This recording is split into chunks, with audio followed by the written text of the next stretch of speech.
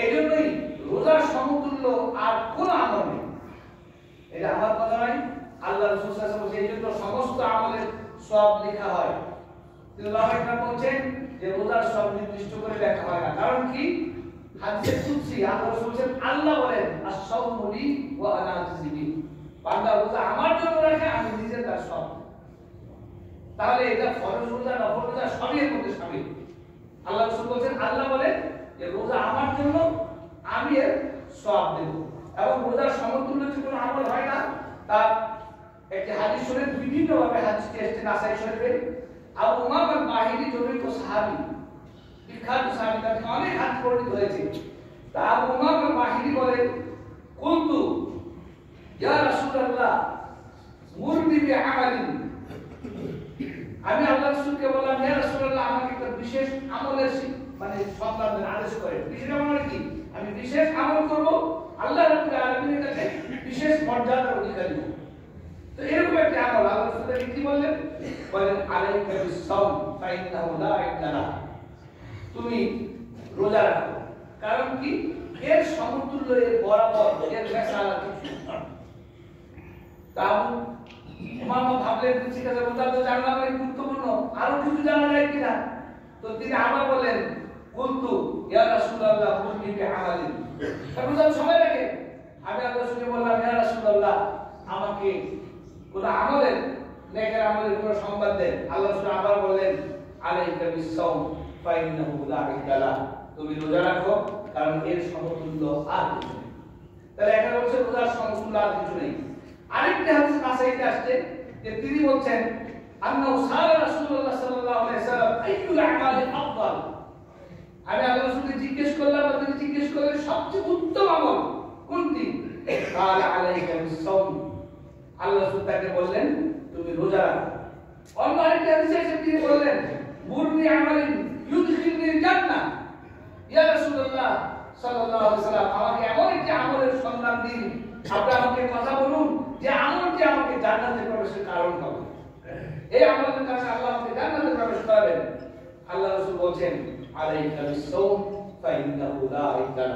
লক্ষ্য করেন বিভিন্ন শব্দে আসছে, কোন হাদিসে এসেছে বরাবর নেই, কোন হাদিসে এসেছে যে এটা সবচেয়ে উত্তম আমল, কোন হাদিসে এসেছে এমন আমল যে আমল তোমাকে জান্নাতে প্রবেশ করিয়ে দেবে।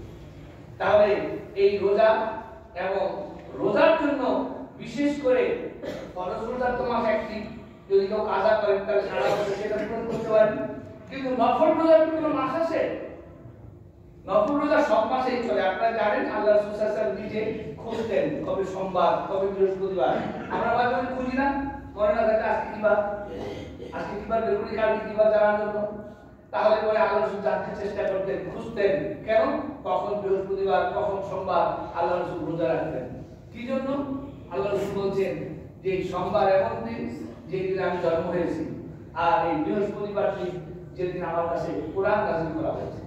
তো শুকরিয়ার জন্য আল্লাহ রাসূল রোজা রাখতেন এবং সাহাবারা রাখতেন, আজও রাখেন। এই রোজার অত্যন্ত গুরুত্ব, বিশেষ করে এই শাবান মাসে। কারণ আল্লাহ রাসূল শাবান মাসে অধিকাংশ, কোন হাদিসে পূর্ণ, কোন হাদিসে কয়েকটা ছাড়া সবই রাখেন।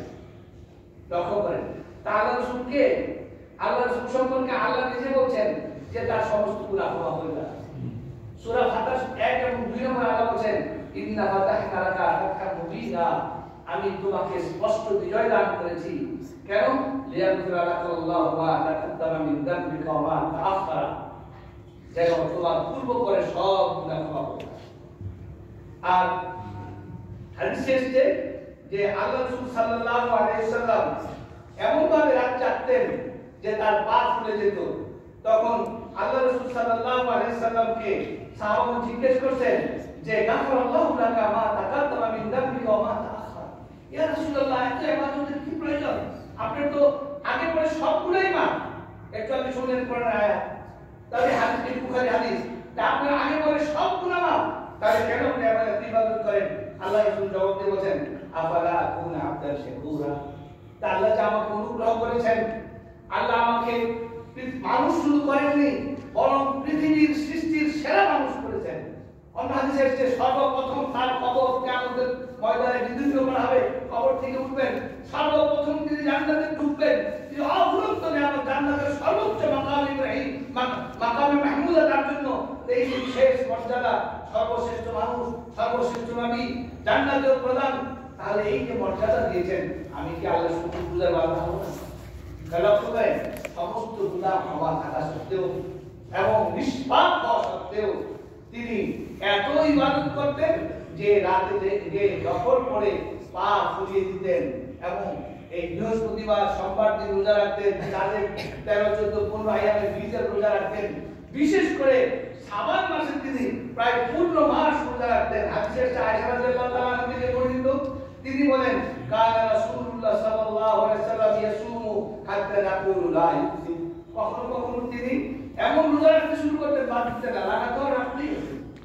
আমরা ভাবতাম তিনি এবার রোজা বাদ দিবেন না, আবার কখনো কখনো ছাড়তেন বলছেন, এবং কখনো কখনো তিনি ওয়ুফতির হাত্তা নাকুলু লা ইউসুম, কখনো এমন ভাবে কয়েকদিন লাগাতার ছাড়তেন আমরা ভাবতাম ছাড়বো, ইদানিং তিনি রোজা রাখবেন না। তারপরে ভাবা রাইতু রাসূলুল্লাহ সাল্লাল্লাহু আলাইহি ওয়াসাল্লাম ইস্তাকমালা সিয়াম শাহর ইল্লা রমাদান, রমজান ছাড়া পূর্ণ মাস রোজা রাখেন নাই। বাবা রাইতু আকতারা সিয়ামা মিনহু ফি শাবান, এবং শাবানের চেয়ে অধিক রোজা রাখতে আর কখনো দেখিনি। তার মানে কি, এই মাসে তিনি সর্বোচ্চ রোজা রাখতেন এবং কোরআন হাদিসে এসেছে যে প্রায় পুরো মাস একটা থাকতেন। আমরা মুসলমান, আল্লাহ রাসূলের অনুসারের দাবিদার, মহব্বতের দাবিদার, সবাইকে বলতে পারবো যে শাবান মাস আজকে 8 তারিখ, আমরা 8টা রোজা রেখেছি। অনেকে হয়তো সোমবার বৃহস্পতিবার রেখেছেন, কেউ হয়তো রেখেছেন। আমি জানি আমাদের বন্ধু বান্ধব মধ্যে কেউ চেষ্টা করছেন চালু পর থেকে রাখতে, মাশাআল্লাহ, কিন্তু অনেকে খবরই রাখেন না এটা কোন মাস। অথচ আল্লাহ রাসূল যার সব গুনাহ মাফ ছিল, তিনি রাত ইবাদত করে পা ফুলিয়ে দিতেন আর দিনভর রোজা রাখতেন। বিশেষ করে শাবান মাস কেন রাখতেন? ওমর হাদিসে এসেছে যে ওসামা ইবনে যায়েদ রাদিয়াল্লাহু তাআলা আনহু একদিন তাকে জিজ্ঞেস করলেন, কালা কুনতু ইয়া রাসূলুল্লাহ লাম আরাকা তাসুমু মিন শাহরিন মিন আশ-শুহুরি মা তাসুমু মিন শাবান, ইয়া রাসূলুল্লাহ, আপনাকে শাবান মাসে যত রোজা রাখেন অত রোজা রাখতে তার অন্য কোনো মাসে দেখি না, তার কারণ কি জন্য আপনি শাবান মাসে এত রোজা রাখেন? আল্লাহ রাসূল জবাবে বললেন, কাল যালিকা শাহরুন ইয়াদখুলুন নাসু মিনহু আনহু বাইনা রজব ওয়া রমাদান। এটা এমন একটা মাস যে মাসে মানুষ গাফেল থাকে, বেখবর থাকে। এই রজব এবং রমজানের মাঝখানে মাসে শাবান। আগের মাস কি ছিল? রজবের হারাম মাস, আর সামনেরটা হচ্ছে রমজানের মাস। এই মাস, এই দুইটার মাঝখানে শাবান মাসে মানুষ একটু উদাসীন থাকে। আর অথচ এই মাসটা কোন মাস? সেই মাসটা হচ্ছে যালিকা ওয়া হুয়া শাহরুন তুরফাউ আমালু ইলা রাব্বিল আলামিন। অথচ এই মাসে বান্দার আমল আল্লাহর কাছে পেশ করা হয়। হাদিস থেকে জানা যায় বান্দার দৈনিক আমল পেশের সময় আছে, সাপ্তাহিক আমল পেশের সময় আছে, আল্লাহর কাছে পেশ করা হয়, ফেরেশতারা পেশ করেন। আর এটা হচ্ছে বাৎসরিক। সেই সংক্ষিপ্ত কথা হচ্ছে দৈনিক যেটা, সেটা হচ্ছে ফজরের পর আসরের পর। আপনারা জানেন দুই সময় ফেরেশতারা আসে। আগের ফেরেশতারা, যেমন আজকে সকালে যারা আসছে ফেরেশতারা, তারা আসরের পর চলে যাবে। আবার আসরের সময় যারা আসবে তারা আগামীকাল ফজরের পর যাবে। তো বান্দা যখন ফজরের নামাজে জামাতে পড়ে, আসরের নামাজে জামাতে পড়ে, দুই দল ফেরেশতাকে আল্লাহর কাছে রিপোর্ট করে। আল্লাহ জিজ্ঞেস করে, সবই জানেন, তারপরে কি অবস্থা আমরা বান্দাদের দেখে আসছো? বলছে, আল্লাহ আমরা যখন গেছি তখন দেখছি নামাজে, যখন আসছি তখন থেকে নামাজে গেছি। এটা নামাজীদের জন্য শুভ সংবাদ। তাহলে এই আল্লাহর কাছে রিপোর্ট করে না দৈনিক দুইবার, বাদার আসর বাদার ফজর। আরেকটা হচ্ছে হাদিসে এসেছে প্রতি বৃহস্পতিবার দিন এবং সোমবার দিন। আর আল্লাহ তাআলা বান্দাদের ক্ষমা করে দেন সপ্তাহে এই দুই দিন, যারা শিরক থেকে মুক্ত এবং দুই ভাই পরস্পরের বিদ্বেষ তৎপরতায় এক আরেকজনকে হিংসা করবে, ক্ষতি করবে। আর এই হাদিস থেকে বোঝা যায় যে এটা হচ্ছে এমন মাস যে মাসে আল্লাহ রাব্বুল আলামিনের কাছে বান্দার বাৎসরিক রিপোর্ট পেশ করা হয় আমলে। সেটা কি? আল্লাহ রাসূল সাল্লাল্লাহু আলাইহি ওয়াসাল্লাম বলেন যে ওয়া শাহরুন তুরফাউ আমাল ইলা রাব্বিল আলামিন ওয়া ইউহিব্বু ইউযফা আমালু ওয়ালা খায়র। মাসের হাদিস যে এই মাস যে মাসে বান্দার আমল আল্লাহর কাছে পেশ করা হয়, আর আমি চাই যে আমার আমলটা রোজা অবস্থায় পেশ করা হোক। সকালবেলা ফজরের সময় কি রোজা থাকে না? থাকে না? কারণ আযানের আগে রোজা শুরু হয়। আসরের সময় রোজা থাকে না? থাকে না? রোজা, কারণ মাগরিবের আযান হয়ে রোজা শেষ। তাহলে ফজরের নামাজের সময় রোজা, আসরের নামাজের সময় কি রোজা অথবা সাওম। তা আমি চাই যে দুই সময় কোন এক সময় পেশ করা হবে, তো যখনই পেশ করা হোক আমি যেন রোজা অবস্থায় থাকি, কারণ রোজা আল্লাহর কাছে অনেক প্রিয়। তো এই জন্যই আল্লাহ রাসূল বেশি বেশি রোজা রাখতেন। আর উম্মতের জন্য একটু হালকা করে দিয়েছেন, যারা বৃহস্পতি সোমবার দিন রাখেন তারা নিয়মিত রাখতে পারেন, রমজানের আগের দিনও যদি বৃহস্পতিবার সোমবার দিন হয়। আর যারা রেগুলার রাখেন না তাদের জন্য হচ্ছে 15ই রমজান 15ই শাবান একটা সীমাবদ্ধ বেঁধে দিয়েছে আল্লাহ রাসূল সাল্লাল্লাহু আলাইহি ওয়াসাল্লাম। আল্লাহ রাসূল বলেন যে ইদান তাসাবা শাবান ফালা তাসুমু, যখন শাবানের মধ্যভাগ এসে যায় তোমরা রোজা রেখো না। হিকমত হিসেবে উলামায়ে কেরাম বলেন যে হয়তো তোমরা রোজা রেখে রেখে যদি ক্লান্ত হয়ে যাও রোজায় রমজান রাখতে হবে, এই জন্য শুরু রে।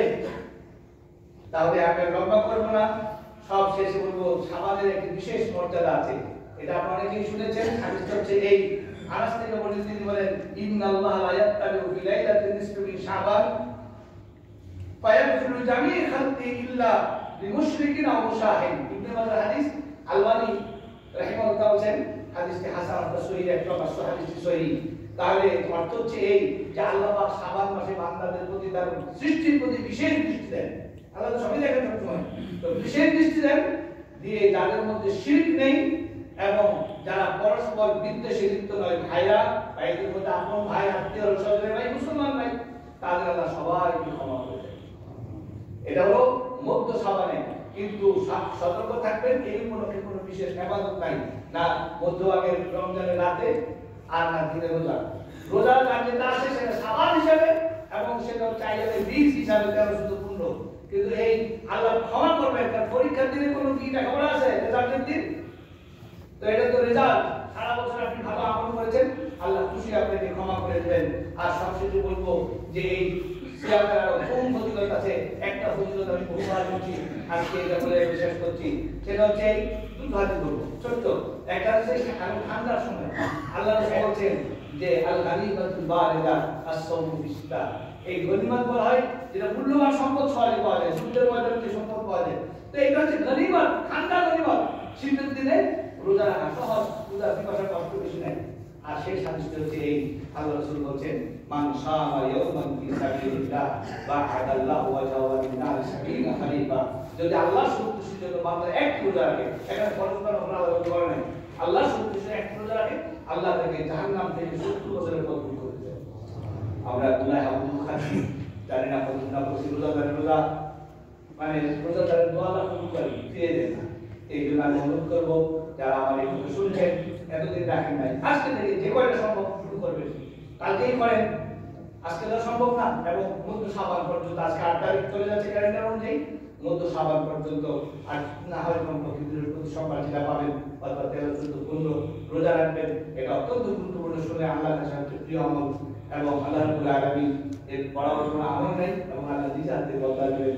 আর একটি নফল রোজা বা ফরজ রোজা, যে কোনো রোজা হতে পারে, আল্লাহ সন্তুষ্টি যদি রোজা করে আল্লাহ তাদের জাহান্নাম থেকে 70 বছর পর দূর করবেন। এবং আমি বলি রমজান মাসে যদি নফল রোজার কোনো মাস থাকে, এটা শাবান মাস, যেহেতু আল্লাহ রাসূল বেশি রোজা রেখেছেন, তাই আল্লাহ রাসূল অনুযায়ী আল্লাহ রাসূল উম্মতের উচিত বেশি বেশি এই মাসে রোজা রাখা। আল্লাহ তৌফিক দান করুন, আমরা যেন বেশি বেশি ইবাদত করতে পারি, বিশেষ করে নফল নামাজ ও নফল রোজা আল্লাহ তৌফিক দান করুন।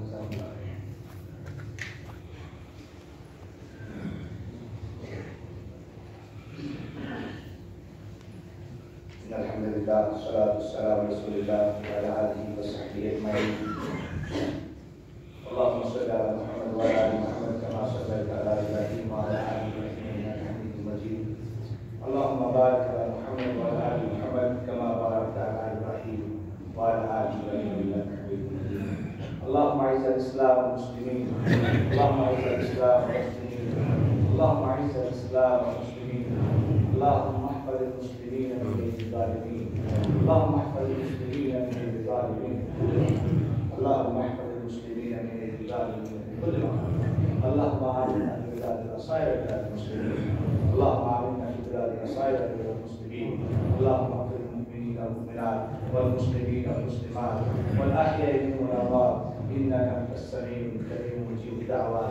فاذكرني أذكركم واشكروا لي ولا تكفرون.